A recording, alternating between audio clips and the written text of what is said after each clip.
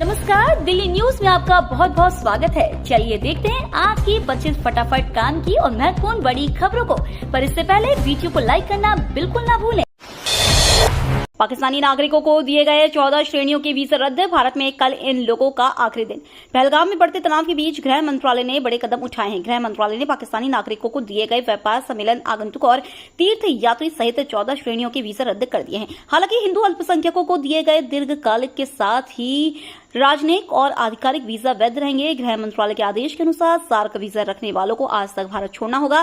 साथ ही आगमन, व्यापार, फिल्म, पत्रकार, पारगमन, सम्मेलन, पर्वतारोहण, छात्र, आगंतुक, समूह पर्यटक और तीर्थ यात्री वीजा रखने वालों को कल तक भारत छोड़ देना चाहिए। दिल्ली के सभी स्कूलों को करना होगा ये इंतजाम, सरकार ने जारी किया सर्कुलर। दिल्ली सरकार ने राष्ट्रीय राजधानी के सभी सरकारी और निजी स्कूलों के लिए दिशा निर्देश जारी किए हैं। शिक्षा विभाग द्वारा जारी सर्कुलर में स्कूलों में बच्चों को गर्मी से बचाने के लिए खास इंतजाम करने को कहा गया है। दिल्ली शिक्षा विभाग ने राजधानी में दिनों बढ़ रही गर्मी के मद्देनजर सभी सरकारी और निजी स्कूलों के लिए दिशा निर्देश जारी किए। गुरुवार को जारी सर्कुलर में स्कूलों से सुबह की सभा स्थगित करना, सभी भारी गतिविधियों से बचने और छात्रों को गर्मी से संबंधित बीमारियों के खतरों के बारे में जानकारी देने का निर्देश दिया गया है। फरीदाबाद में एयरपोर्ट जैसी फील, मेट्रो और रेलवे स्टेशन के बीच लगेगा ट्रैवलेटर। एयरपोर्ट की तर्ज पर फरीदाबाद रेलवे स्टेशन और ओल्ड फरीदाबाद स्टेशन के बीच ट्रैवलेटर बनाया जाएगा। यह ट्रैवलेटर लगभग 500 मीटर लंबा होगा, जिससे यात्रियों को स्टेशन के बीच एयरपोर्ट जैसी फीलिंग आएगी। इसे लेकर FMDA ने 38 करोड़ रुपए का बजट तैयार किया है। फरीदाबाद रेलवे स्टेशन को विश्व स्तरीय रेलवे स्टेशन के रूप में विकसित किया जा रहा है। स्टेशन के दोनों तरफ 5-5 मंजिला पार्किंग तैयार की जा रही है। इसमें एयरपोर्ट की तर्ज पर आगमन और प्रस्थान अलग अलग होगा। स्टेशन के दोनों तरफ मल्टी लेवल कार पार्किंग भी होगी। वहीं रेलवे स्टेशन से लेकर मेट्रो स्टेशन के बीच आवाजाही के लिए अभी कोई सीधा फुट ओवर ब्रिज नहीं है। बीजेपी पार्षद राजा इकबाल सिंह बने दिल्ली के मेयर, कांग्रेस उम्मीदवार को मिले 8 वोट। भारतीय जनता पार्टी के पार्षद राजा इकबाल सिंह दिल्ली के मेयर बन गए हैं। उन्हें 133 वोट मिले हैं, जबकि कांग्रेस के उम्मीदवार मनदीप को महज 8 वोट मिले हैं। वहीं जय भगवान यादव डिप्टी मेयर बने हैं। इसके साथ ही दिल्ली नगर निगम में 2 साल बाद भारतीय जनता पार्टी की वापसी हो गई है। बता दें कि दिल्ली नगर निगम में शुक्रवार को मेयर और डिप्टी मेयर पद के लिए चुनाव हुए। इसमें बीजेपी ने जीत का परचम फहराया है। होम लोन वालों के लिए बल्ले बल्ले, आरबीआई ने जारी की नई गाइडलाइन। आज के समय में जब हर चीज महंगी होती जा रही है, ऐसे में घर का सपना पूरा करना कई लोगों के लिए एक चुनौती बन चुका है। होम लोन ही वो रास्ता है जिससे आम आदमी अपने सपनों का घर खरीद पाता है। लेकिन जब ब्याज दरें बढ़ जाती हैं तो EMI भी बढ़ जाती है और घर चलाना मुश्किल हो जाता है। इसी को ध्यान में रखते हुए भारतीय रिजर्व बैंक ने एक नई गाइडलाइन जारी की है, जिससे होम लोन लेने वालों को बड़ी राहत मिलने वाली है। आतिशी की सीट पर चुनाव कराने वाली EVM हो सकेंगी रिलीज, हाईकोर्ट ने मानी चुनाव आयोग की बात।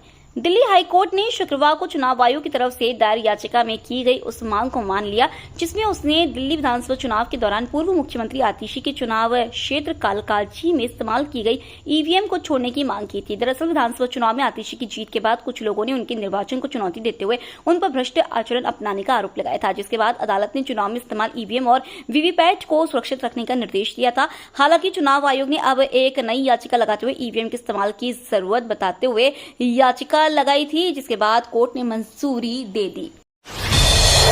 पश्चिमी दिल्ली के इन इलाकों में 2 दिन नहीं आएगा पानी, DJB ने बताई किल्लत की वजह। पश्चिमी दिल्ली के कुछ इलाकों में रहने वाले लोगों को 2 दिन पानी की किल्लत का सामना करना पड़ेगा। दिल्ली जल बोर्ड ने बताया है कि आज और कल पानी की सप्लाई बाधित रहेगी। ऐसे में प्रभावित इलाकों में रहने वाले लोगों से पानी के विवेकपूर्ण इस्तेमाल करने का अनुरोध किया गया है। साथ ही उनसे जरूरत अनुसार पानी स्टोर करके रखने की अपील की गई है। दिल्ली की बिजली सब्सिडी में इलेक्ट्रिसिटी कंपनियां कर रही बड़ा खेल, बना डाला अलग slab. Delhi electricity regulatory commission ने जो पावर टैरिफ स्लैब घोषित किया है वह 0 से 200 यूनिट, 201 से 400 यूनिट और 401 से 800 यूनिट और आगे भी इसी हिसाब से। सरकार 200 यूनिट बिजली खपत पर 100% सब्सिडी और 400 यूनिट तक बिजली खपत पर बिलों में 50% सब्सिडी दे रही है। लेकिन बिजली कंपनियों ने अपना अलग ही स्लैब बनाया है। अगर किसी व्यक्ति की कुल खपत 397 यूनिट है तो बिजली कंपनियों ने उसे 3 स्लैब में बांट दिया है। दिल्ली के पीडब्ल्यूडी मिनिस्टर प्रवेश वर्मा ने विभाग को दिया सस्पेंशन ऑर्डर तैयार रखने का निर्देश। दिल्ली के पीडब्ल्यूडी मिनिस्टर प्रवेश वर्मा ने विभाग को निर्देश दिया है कि 335 असिस्टेंट और जूनियर इंजीनियरों के सस्पेंशन ऑर्डर तैयार कर लिए जाएं।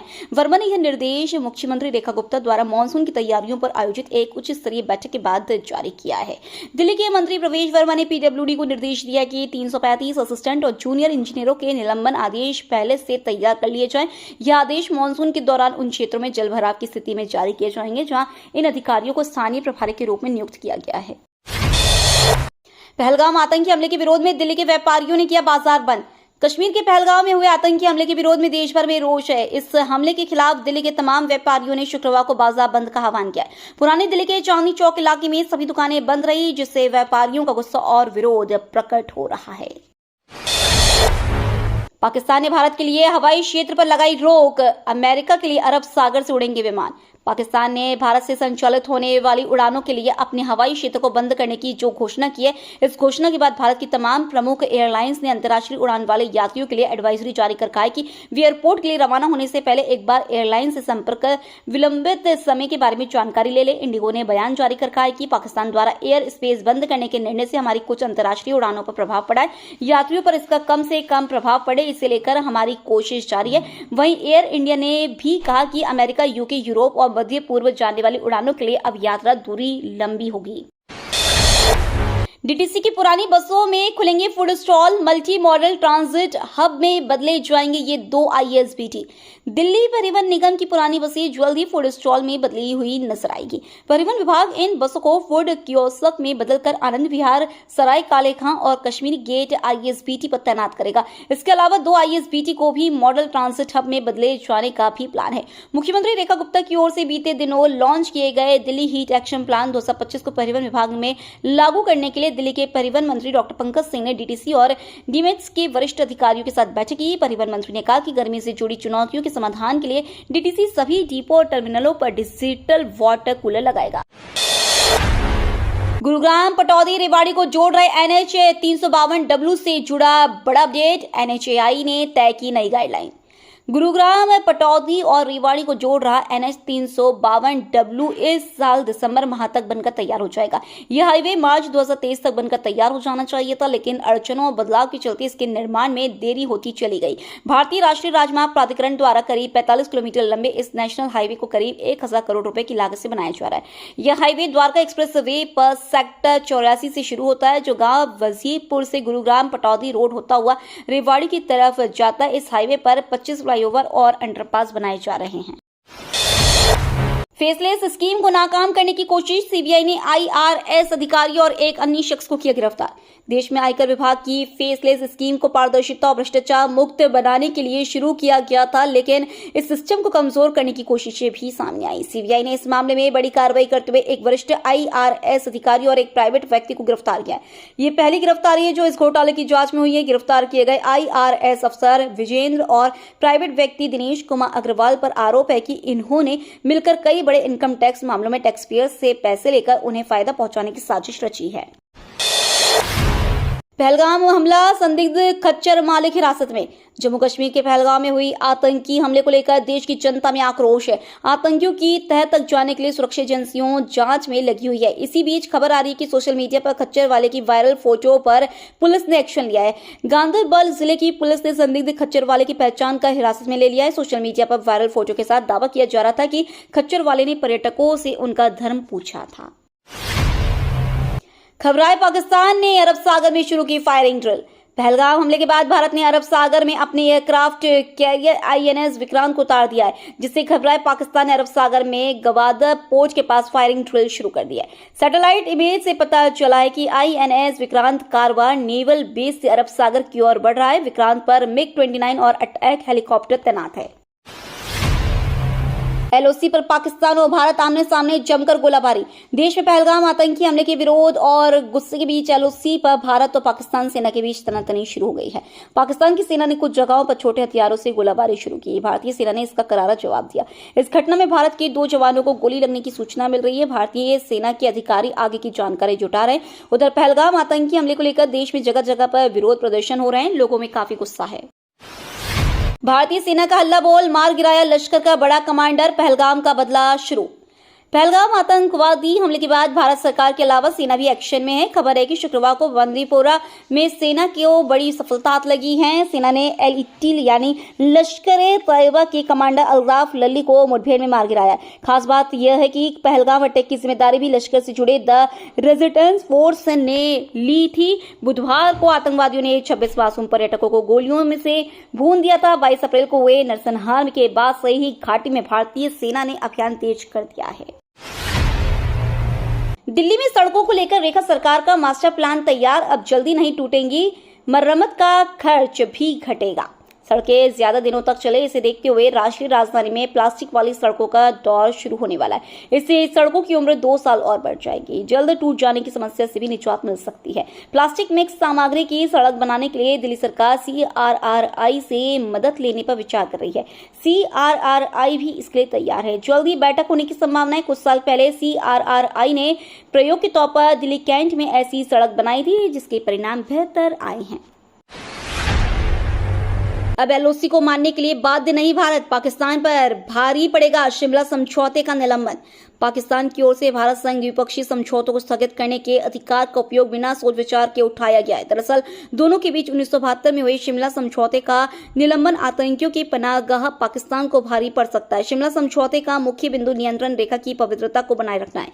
समझौता निलंबित होने का अर्थ है कि कोई भी पक्ष LOC को मानने के लिए बाध्य नहीं है और भारत LOC को पार कर कोई भी कार्रवाई कर सकता है। सामने आ गई बिल्डिंग ढहने की असल वजह, 11 मौतों के जिम्मेदारों पर कसेगा शिकंजा। दिल्ली में मुस्तफाबाद के दयालपुर शक्ति विहार में ढह चुके 3 मंजिला मकान की निर्माण गुणवत्ता ठीक नहीं थी। घटनास्थल से निकला मलबा इसकी तस्दीक कर रहा है। विशेषज्ञ बता रहे हैं कि इतने बड़े मकान का करीब 451 टन मलबा निकलना चाहिए, लेकिन सिर्फ 200 टन मलबा ही निकला है। यानी मकान को बनाने में मानकों में से आधी से कम निर्माण सामग्री ही लगाई गई थी। दीवारों की चौड़ाई, लेंटर की मोटाई समेत अन्य मानकों की अनदेखी की गई। खालिस्तानी आतंकी मंगा ने उगले राज, IBATS ने 14 घंटे की पूछताछ। खालिस्तानी आतंकी मंगत सिंह उर्फ मंगा से IB और ATS ने 14 घंटे पूछताछ की। इस दौरान उसने कई राज उगले हैं। पूछताछ के बाद मंगा को कोर्ट में पेश किया गया, जहां से उसे न्यायिक हिरासत में जेल भेज दिया गया। अमृतसर में खिलचियां के टिम्मोवाल गांव का रहने वाला मंगत सिर्फ उर्फ मंगा को थाना साहिबाबाद पुलिस ने 11 मार्च 1993 को हत्या के प्रयास और टाडा एक्ट में गिरफ्तार कर जेल भेजा था। वह 16 अगस्त 1995 को जमानत पर बाहर आया और तब से फरार चल रहा था। गिरफ्तार होने के कुछ ही घंटे बाद रिहा हुई मेधा पाटकर, भरना पड़ा 1 लाख रुपए का जुर्माना। कंटेम्प्ट ऑफ कोर्ट मामले में अदालत ने मेधा पाटकर को रिहा कर दिया है। पाटकर प्रोबेशन बॉन्ड और 1 लाख रुपए की जुर्माना राशि भरकर रिहा हुई। 23 अप्रैल को साकेत स्थित सत्र न्यायालय ने मेधा पाटकर के खिलाफ गैर NBW जारी किया था। दिल्ली पुलिस ने शुक्रवार को 70 वर्षीय मेधा पाटकर को गिरफ्तार कर कोर्ट में पेश किया। कोर्ट ने प्रोबेशन बॉन्ड जमा करने का आदेश दिया, साथ ही 8 अप्रैल के ऑर्डर का अनुपालन करने का निर्देश दिया। प्रोबेशन बॉन्ड और 1 लाख का जुर्माना भरने पर कोर्ट ने मेधा पाटकर को रिहा कर दिया है। पहलगाम हमले के बाद सीमा हैदर जाएगी पाकिस्तान, जान से मारने की मिल रही धमकियां। जम्मू कश्मीर के पहलगाम हुई आतंकी हमले से पूरा देश आक्रोश में है। इस कायराना हमले में 26 लोगों ने अपनी जान गंवा दी। अब पूरा देश इन आतंकियों के खिलाफ सख्त एक्शन की मांग कर रहा है। वहीं अब नेपाल के रास्ते पाकिस्तान से आई सीमा हैदर का नाम भी इन दिनों काफी चर्चा में। वजह है पहलगाम हमले के बाद केंद्र सरकार का आदेश। सरकार ने आदेश दिया है कि भारत में मौजूद पाकिस्तानियों को वापस जाना होगा। इसमें सवाल उठ रहे हैं कि क्या सीमा हैदर भी देश छोड़कर जाना होगा। सीमा हैदर फिलहाल उत्तर प्रदेश के नोएडा में अपने भारतीय पति सचिन मीणा के साथ रह रही है। हाल ही में वह सचिन के बच्चे की मां बनी है। वॉक पर निकली द्वारका कोर्ट के जज को जान से मारने की धमकी, दिल्ली पुलिस ने दर्ज किया FIR। राजधानी दिल्ली में अपराधी अब बेखौफ और बेलगाम हो गए हैं। आम लोगों के साथ अपराध को अंजाम देने के साथ ही अब सरेआम जजों तक को धमकाने लगे हैं। ऐसे ही एक मामला दिल्ली के द्वारका इलाके से सामने आया है। यहां वॉक पर निकले एक जज को 2 अज्ञात लोगों द्वारा जान से मारने की धमकी दी गई है। दिल्ली पुलिस ने इस संबंध में FIR दर्ज कर आरोपियों की तलाश शुरू कर दी है। ये तो थी आज की बड़ी खबरें। रोजाना ऐसी सबसे पहले अपडेट पाने के लिए चैनल को सब्सक्राइब करना बिल्कुल ना भूलें। धन्यवाद।